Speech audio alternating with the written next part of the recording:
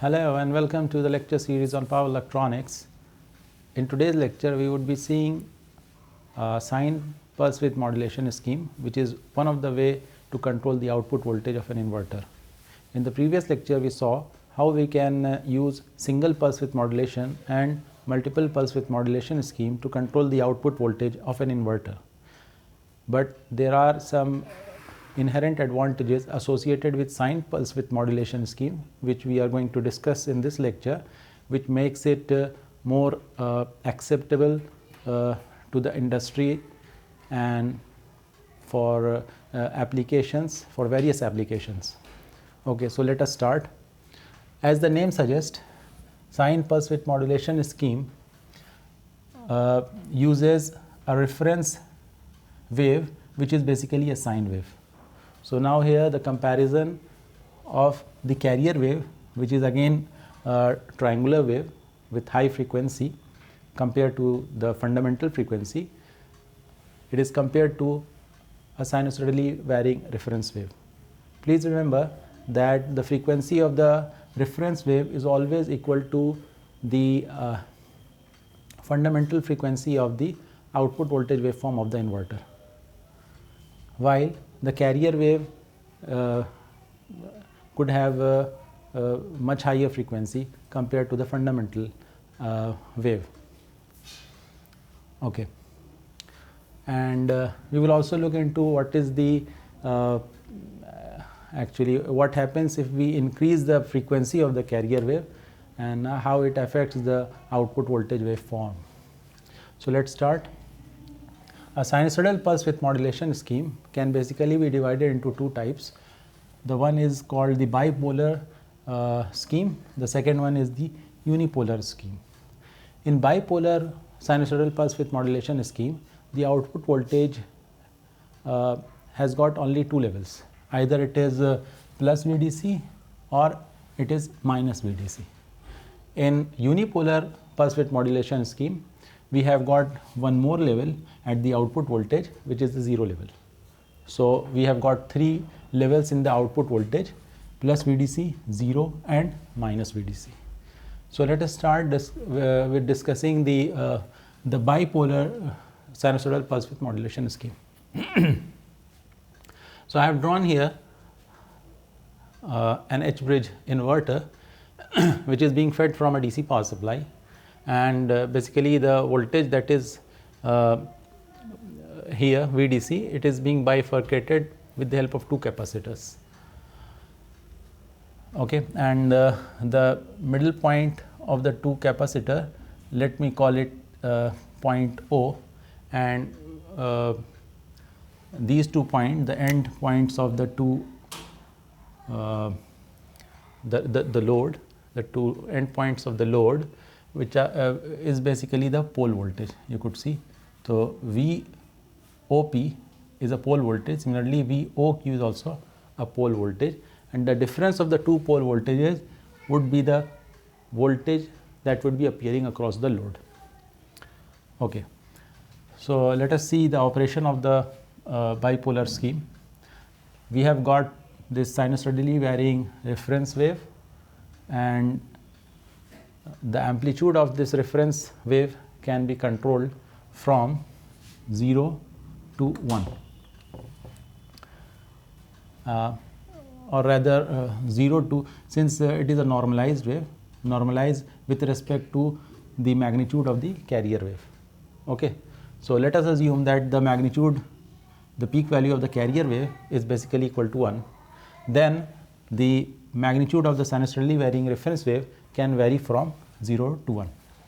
So the ratio of the two, the ratio of the magnitude of the two is called the modulation index. That means modulation index, which is normally represented by M. So modulation index is basically the ratio of the sinusoidally varying reference wave and the peak value of the carrier wave, and this has a value lying between 0 to 1. So when we are operating in the region when the value of m lies between 0 to 1, we call it or rather, if this value of m it goes beyond 1, we call that modulation as over modulation. Okay.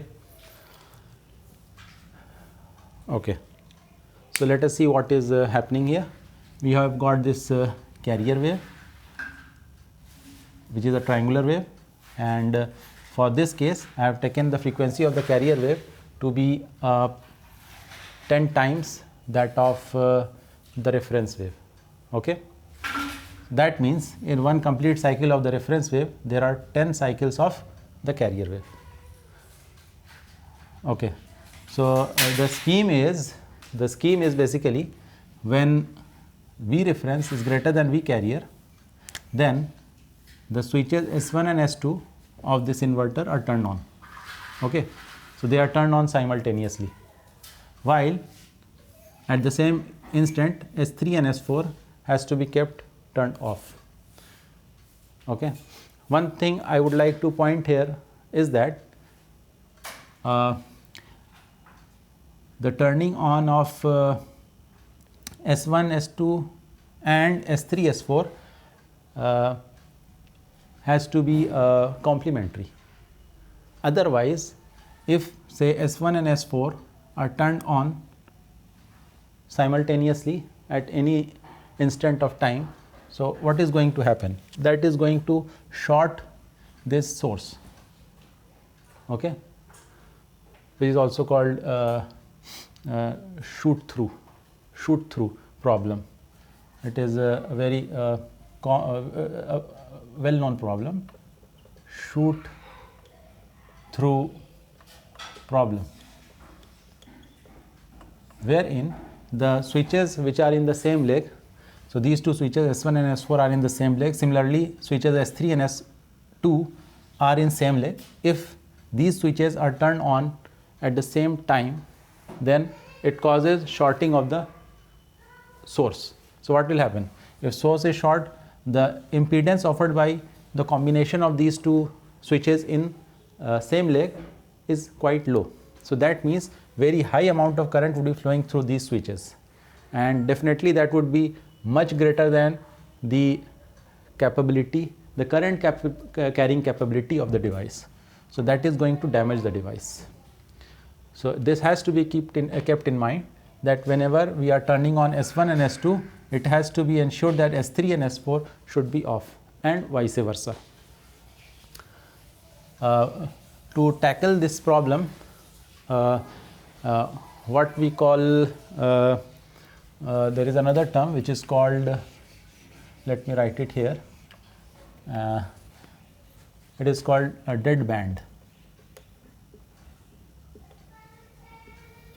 This is introduced between the gating pulse of S1 and S3.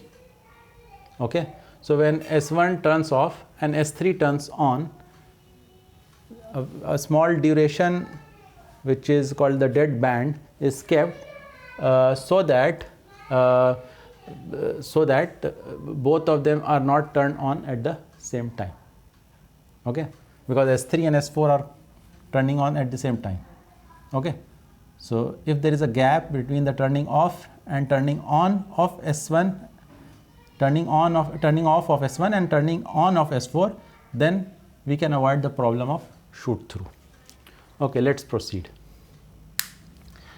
So you could see here, whenever V reference is greater than V carrier, then S1 and S2 are turned on, and simultaneously S3 and S4 should be turned off. In that case, you could see here, we are getting this type of pulses at the switches of S1 and S2. These are firing pulses which are given to the switches S1 and S2. So similarly, from the same logic, we are getting the pulses across S3 and S4, and it could be seen here just by comparison of the reference voltage and the carrier voltage. Okay. Although there isn't a provision of dead band here, I haven't shown it here, but in actual practice and when we are implementing it practically, then this dead band has to be introduced into the gating signal. Okay. So if that is the case, so just see, when S1 and S2 are turned on simultaneously and S3 and S4 are turned off. So when S1 is on, what is the potential that would be appearing across P? So the voltage VOP, which is also called the pole voltage, will be equal to plus VDC by, plus VDC by. When S1 is on, the voltage that would be appearing across S1 would be plus VDC by 2, which I have mentioned it here. Similarly, the voltage that would be appearing across S3. So this is conducting, the conduction, let me draw the conduction in first mode when S1 and S2 are conducting. So the current would be flowing like this, through S1 and through the switch and through S2 and back to the source. So this is the direction of flow of the current. So when this is the conduction, then that means this point Q is connected to this negative point of this capacitor, negative plate of the capacitor. So that means VOQ is going to be negative VDC by 2. Why it is VDC by 2? Because the input voltage is VDC and two capacitors are connected in series. So that means the voltage has to be distributed between the two capacitors. Okay. So the pole voltage VP, let me call it VP0 rather, and VQ0 or VQO, whatever you like to call it, is equals to V plus VDC by 2 and minus VDC by 2. So that will give the voltage across the load, or the phase voltage would be this difference of these two, VP0 minus VQ0. So if I subtract this from this, I will get plus VDC. Similarly, in the other case, when S3 and S4 are turned on. So when S3 and S4 are turned on, let me draw the flow of current.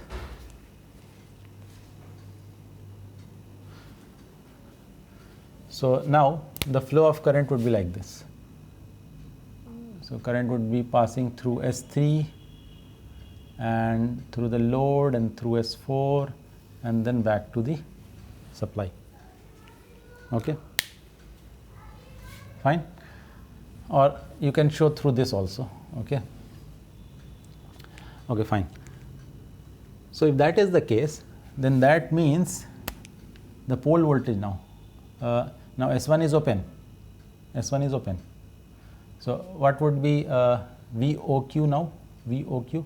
Now S3 is connected to this positive of the capacitor plates. Let me call it C1 and let me call this C2. So Q point is connected to the C1 capacitor, positive plate. So that means VQ0 would be plus VDC by 2. And this point is connected to, since S4 is also conducting, so this point is connected to negative of C2. So that means VP0 is equal to minus VDC by 2, and the difference of the two, VP0 minus VQ0, will give me the phase voltage across the load. So that means VPQ is equals to minus VDC. So that means the voltage across the load is going to fluctuate between plus VDC and minus VDC. So that is what I have shown here.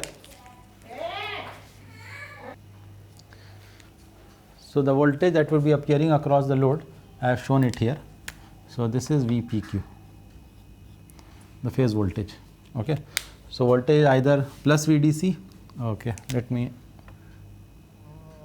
make it VDC. So it is plus VDC or minus VDC. Okay.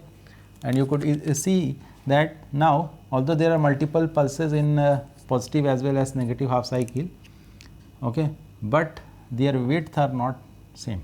It is varying, and varying according to the magnitude of the sine wave. Okay.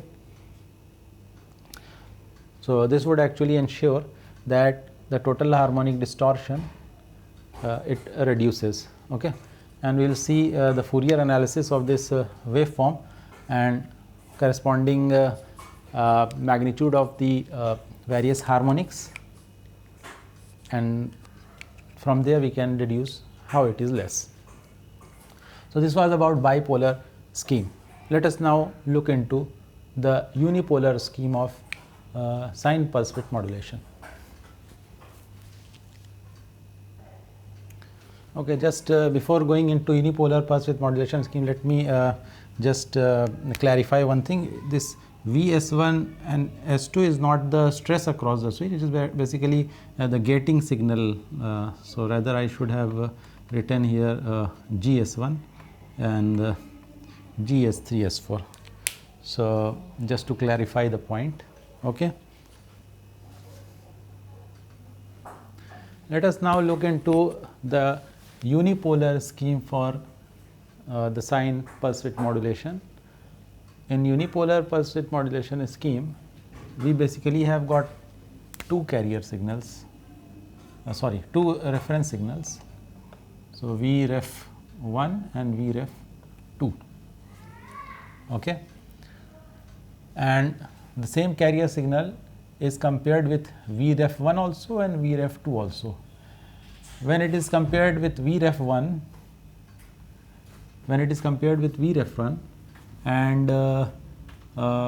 and this condition Vref1 is greater than V carrier, then S1, S2 is on and S3, S4 is off.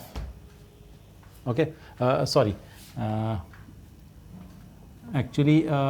the signal to S1 and S2 are governed by only the reference carrier 1. Okay. So if this condition is met, S1, S2 turns on. Fine. And the other condition is if Vref2 is greater than V carrier, in that case S1 and S2 is on. S3 and S4 is on. Okay, I hope it is clear. But apart from these two cases, since we have got two reference wave, we will have two more conditions. Okay, in that case S3 and S1 turns on during some interval of operation, and similarly S2 and S4 also turns on during the interval of operation. How? So you could see here that when S1 and S2 is on, S1 and S2, the same condition, the pole voltage is VDC by 2 and the pole voltage at Q is minus VDC by 2. So the difference of the two will give VDC. Okay, so that's not an issue. So VPQ here is equals to plus VDC. Similarly, when S3 and S4 are on, so these are the condition, and finally we will get VPQ equals to minus VDC. Okay. But when S1, S3 is on or S2, S4 is on, you could see here Vp0 is equals to plus VDC by 2 and Vq0 is plus VDC by 2.